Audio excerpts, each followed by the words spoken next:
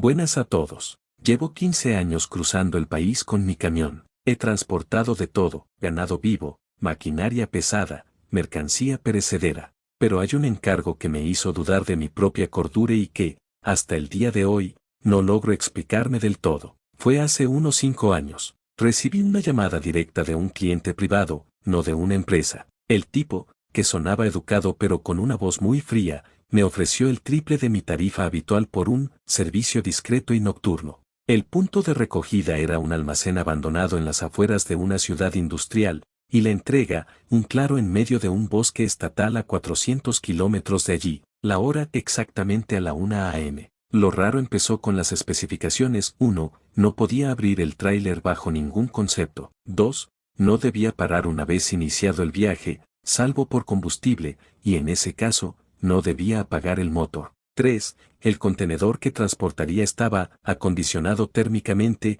y debía llegar antes del amanecer. Cuando llegué al almacén, había 2 hombres con overoles negros y una furgoneta sin placas. Me entregaron un contenedor rectangular, del tamaño de un coche pequeño, pero mucho más pesado. Estaba forrado de un material aislante plateado y tenía una pequeña ventana circular de cristal muy grueso, pero estaba cubierta con una chapa metálica soldada. De las esquinas del contenedor salían unos cables que conectaban a una batería grande que iba montada en mi propio tráiler, alimentando algo que sonaba como un sistema de refrigeración de baja frecuencia, un zumbido constante y pulsante. La entrega del dinero fue en efectivo, por adelantado. Me dieron un teléfono quemador y me dijeron: si algo pasa, llama a este número. No llames a la policía. El viaje fue tenso. Era una noche sin luna, y la carretera secundaria que debía tomar estaba casi desierta. A la hora de camino, empecé a escuchar sonidos. No eran los del motor ni el zumbido, eran golpes. Suaves al principio, como rasguños metálicos desde dentro del contenedor. Luego, más fuertes. Un par de veces, juraría que escuché un quejido bajo y ronco, pero lo atribuí al viento y a mis nervios. En la parada de combustible, un viejo que atendía la gasolinera me miró el tráiler con desconfianza. ¿Lleva un generador ahí? Suena enfermo, me dijo. Yo solo asentí y me fui lo más rápido que pude. Llegué al punto de entrega en el bosque. Era un claro exacto, como un círculo perfecto sin árboles. Allí me esperaban 3 figuras con linternas. No eran los mismos hombres. Estos vestían ropa normal, pero tenían una actitud igual de inquietante. Uno de ellos, sin mediar palabra, se subió al tráiler y desconectó la batería. El zumbido cesó de golpe. En el silencio repentino, el sonido de los insectos del bosque pareció apagarse también. Me pidieron que me fuera. Mientras daba la vuelta con el camión, por el retrovisor, vi cómo abrían el contenedor. No pude ver qué había dentro, pero la luz de sus linternas se alzó e iluminó algo que se movía. Algo grande. Y luego, uno de ellos levantó los brazos, como en señal de triunfo o de alivio. Cobré una fortuna, pero esa noche me quitó el sueño por semanas. Nunca supe qué era. ¿Un animal exótico? Algo peor. A veces, en las noches largas, todavía escucho ese zumbido y aquellos golpes. ¿A algún otro colega le ha pasado algo por el estilo? ¿O soy el único afortunado?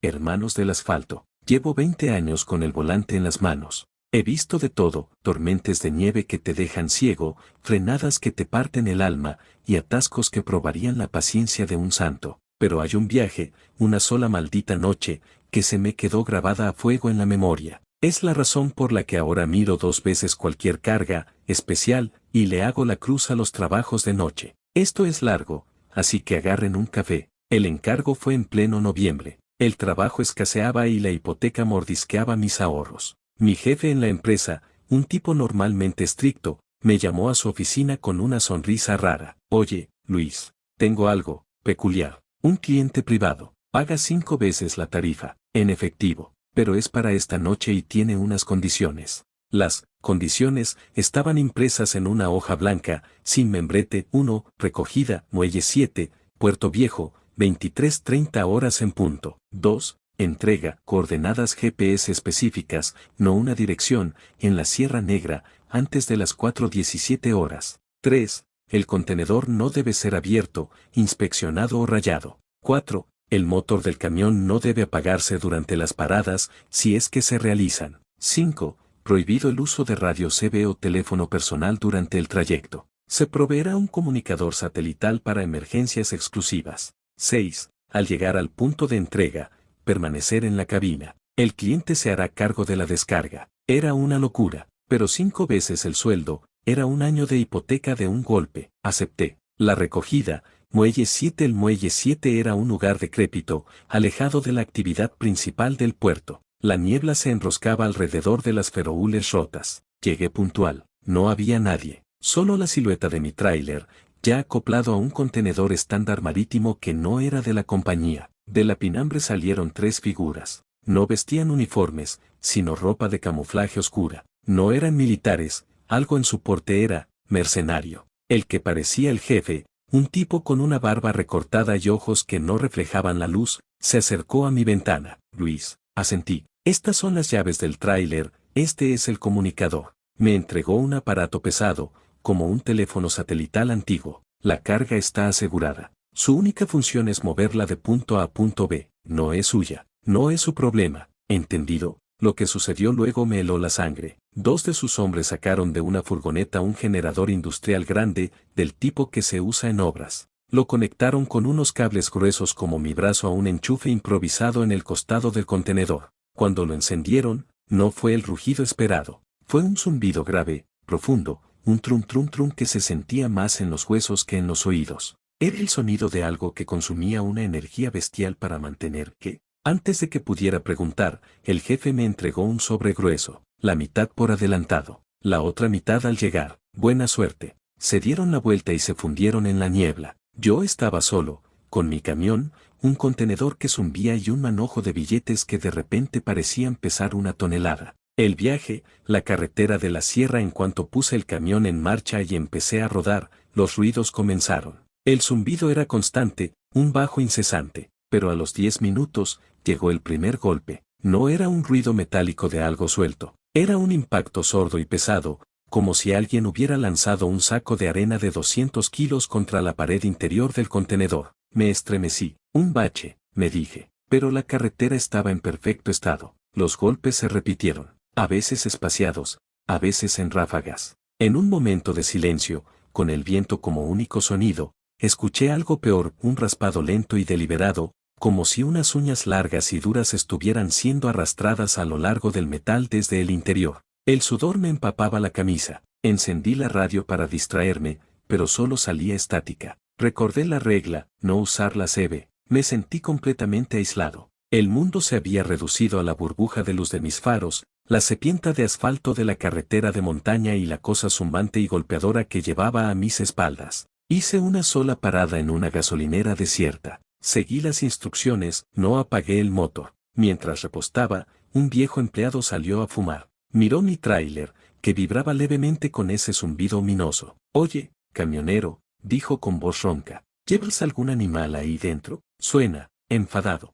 No lo sé, jefe, respondí, lo más tranquilo que pude. Solo llevo la carga. El viejo me miró a los ojos, y en los suyos vi un destello de lástima. Hay sonidos que no deberían salir de una caja, muchacho. Cuídate por ahí arriba. Esas montañas son viejas. Y a las cosas viejas no les gusta que las molesten. Sus palabras me acompañaron el resto del viaje, aumentando mi paranoia. La entrega, el círculo de piedras, las coordenadas me llevaron por un camino forestal que apenas era un corte en la tierra. Los arbustos raspaban los lados de mi camión. Finalmente, desemboqué en un claro perfectamente circular, y no estaba vacío. En el centro había un círculo de piedras altas y delgadas, como menhirs primitivos. Alrededor, una docena de personas vestidas con túnicas oscuras estaban de pie, inmóviles. No había vehículos a la vista. ¿Cómo habían llegado hasta allí? Al aparcar, el zumbido del generador externo cesó de repente. Uno de los hombres de las túnicas lo había desconectado.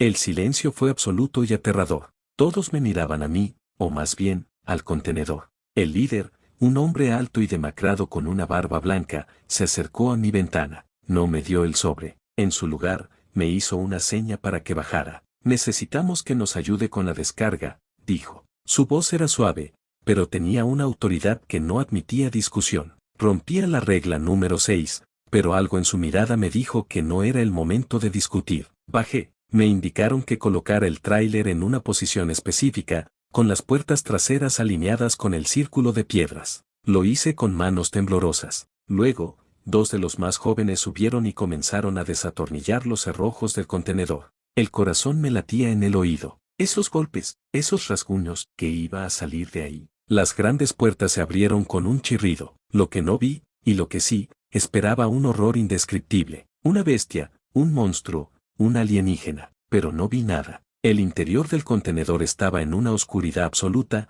más negra que la noche que nos rodeaba. Era como si la luz de sus antorchas fuera absorbida, devorada por esa pinambre. No había forma, ni figura, solo un vacío tangible. El hombre barbudo levantó los brazos y comenzó a cantar en una lengua que sonaba antigua, gutural, llena de sonidos que no pertenecen a la garganta humana. Los demás se unieron al canto, una melodía discordante que hacía que se me erizara el vello de los brazos. Y entonces, algo salió. No lo vi con mis ojos, pero lo sentí. Una presión cambió en el aire, como antes de una tormenta. Una frialdad que no era del ambiente se apoderó del claro. El olor a ozono y tierra húmeda se intensificó hasta hacerse nauseabundo. Una sensación de peso inmenso, de antigüedad abrumadora, pasó junto a mí, moviéndose desde la oscuridad del contenedor hacia el círculo de piedras. Miré hacia el círculo y, por un segundo, las estrellas detrás de los menhirs se apagaron, como si algo masivo y invisible se hubiera interpuesto frente a ellas. Luego,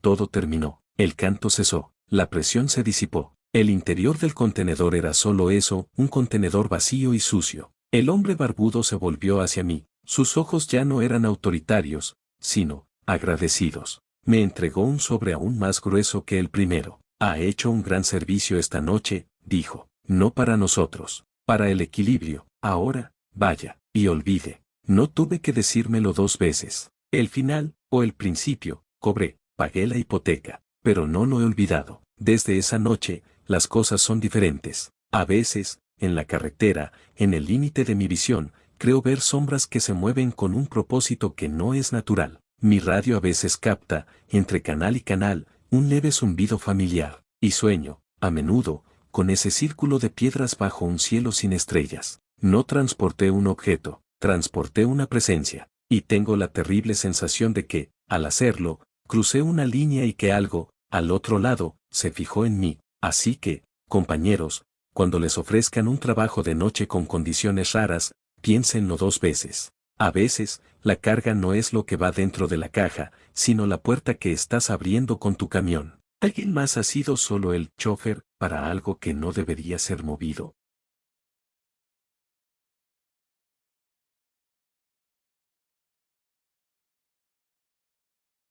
Hermanos del camino. He leído sus historias de ataúdes, animales exóticos y contrabando raro. Les gano. No tuve que transportar un qué, sino un dónde. Y no me refiero a una dirección. Les juro que cada palabra de esto es cierta, aunque haría lo posible por olvidarla. Se llama El encargo del espejo. Fue hace 3 años, en una ruta que ya no existe. La oferta un intermediario, un hombre de traje impecable que se hacía llamar M.R. Wright. Nunca supe si era un juego de palabras. Contactó a mi empresa. Ofrecía una suma que podía retirarme un año. Las condiciones eran un manifiesto de locura. 1. La carga, un contenedor refrigerado High Cup de 40 pies, completamente sellado, excepto por una única puerta lateral. 2. El horario, exclusivamente entre la 1 a.m. y las 4:47 a.m. Ni un minuto antes, ni un minuto después. 3. El camino, debía seguir una ruta GPS personalizada que me desviaba por caminos de tierra, túneles abandonados y puentes que no aparecen en los mapas. La ruta normal era de 6 horas. Esta era de 3 horas y 47 minutos, exactos. 4. El silencio, prohibida la radio, música, o cualquier sonido dentro de la cabina. La carga es auditivamente sensible, decía el contrato. 5. La inspección, me permitirían inspeccionar la carga antes de partir para mi tranquilidad.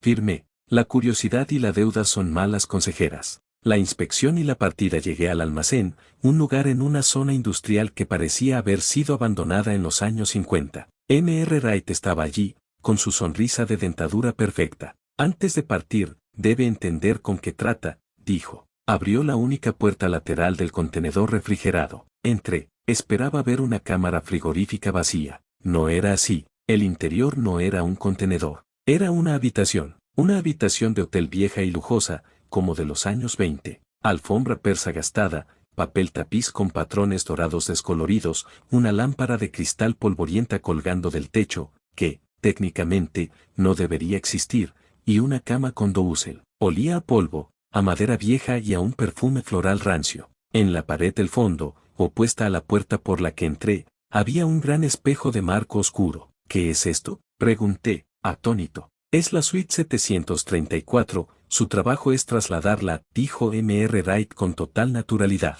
Es imposible, esto no cabe aquí. El contenedor por fuera medía sus 12 metros normales. Por dentro, esta habitación parecía más larga, más profunda. La física es reacia a ciertas geometrías, conductor. No se preocupe por eso, solo conduzca, y recuerde la regla del silencio. Me dio un GPS especial, con una pantalla que solo mostraba una línea roja serpenteante y un temporizador en cuenta regresiva, 3 horas 47 minutos y 0 segundos. Me sentí mareado. Salí de la habitación y subí a mi cabina, el corazón latiéndome con fuerza. Había algo profundamente incorrecto en ese espacio. El viaje a través de la nada arranqué a la 1 a.m. en punto. En cuanto mis ruedas empezaron a moverse, lo escuché. Desde el contenedor, a través del acoplamiento y la estructura del camión, vinieron sonidos. No eran golpes, eran los sonidos de la habitación cobrando vida. El cric sordo de una tabla del piso siendo pisada. No era el balanceo de la carga,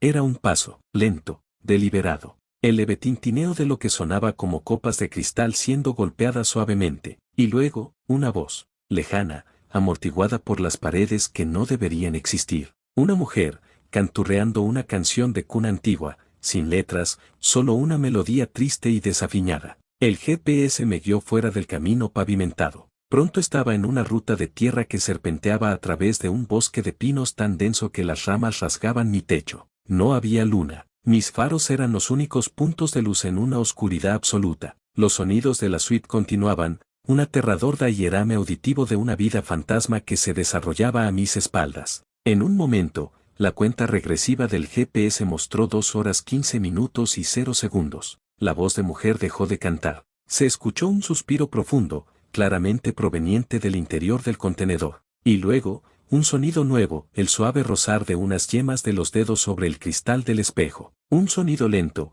exploratorio, como si alguien estuviera tocando su propio reflejo desde el otro lado. Sentí un pánico visceral. No era una carga, era una prisión. Y yo estaba transportando a la prisionera, y a su celda. El incidente en el puente de piedra. El GPS me llevó a un puente de piedra angosto sobre un río negro. Una señal oxidada decía, Puente Orfiem. No estaba en ningún mapa. Mientras cruzaba, el temporizador marcaba 1 hora 2 minutos y 0 segundos. La puerta lateral del contenedor, la que daba a la suite, se abrió de golpe. No la abrió el viento. Estaba asegurada con una barra de acero. Se abrió hacia adentro. Y desde mi espejo retrovisor lateral, pude ver el interior. La habitación estaba iluminada por la lámpara de cristal, que ahora brillaba con una luz tenue y amarillenta. La cama estaba deshecha, y frente al espejo grande, de espaldas a mí, había una figura. Una mujer con un vestido de noche antiguo, color marfil. Su cabello oscuro estaba recogido.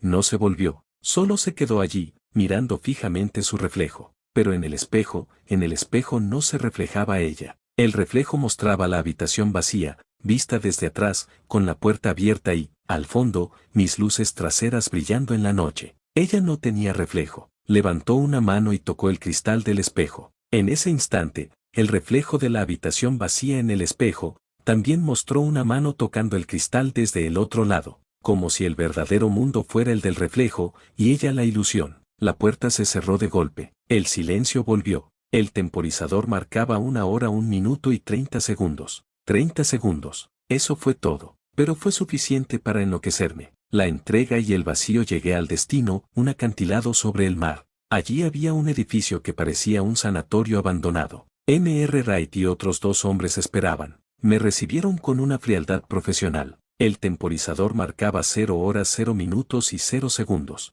Tuvo un percance en el puente, dije, temblando. Lo sabemos, respondió M.R. Wright, contando el dinero en efectivo. La señora Ayer a veces se inquieta en las transiciones. No se preocupe, ya está en casa. Uno de los hombres abrió las grandes puertas traseras del contenedor. Yo esperaba ver la suite, pero no. El contenedor estaba vacío, completamente vacío. Solo las paredes metálicas, limpias y frías. No había habitación, no había alfombra, no había cama, no había espejo. Solo el olor penetrante a perfume rancio que se disipaba rápidamente en la brisa marina. ¿Dónde? No pude terminar. Cumplió su contrato, dijo M.R. Wright, entregándome el fajo de billetes. Ha transportado la suite 734 de forma segura. Ahora, le recomiendo que se vaya, y que disfrute del silencio. Miré hacia el sanatorio. En una de las ventanas rotas del tercer piso, durante una fracción de segundo, creí ver el reflejo de una lámpara de cristal encendiéndose. La secuela cobré.